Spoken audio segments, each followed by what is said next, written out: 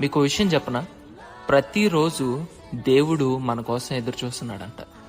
నా కుమారుడు వస్తాడు, నా కుమార్తె వస్తుంది అని ప్రతిరోజు దేవుడు ఎదురు చూస్తూనే ఉన్నాడంట.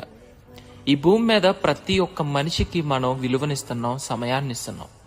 కానీ వాళ్ళ దగ్గర నుంచి మనం ఏది పొందుకోం కదా, కనీసం ప్రేమను కూడా పొందుకోలేం. కానీ నీ కోసం దేవుడు ఎన్నో మేళ్లను దాచి ఉంచాడు. నా బిడ్డకి ఇవ్వాలి, ఈరోజు నా బిడ్డ నా కోసం వస్తే తనకి చాలా చెప్పాలి, చాలా ఇవ్వాలని దేవుడు ఎదురు చూస్తున్నాడంట. కానీ మనం రాలేకపోతున్నాం, దేవునికి సమయం ఇవ్వలేకపోతున్నాం, ఆయన ప్రేమను పొందుకోలేకపోతున్నాం.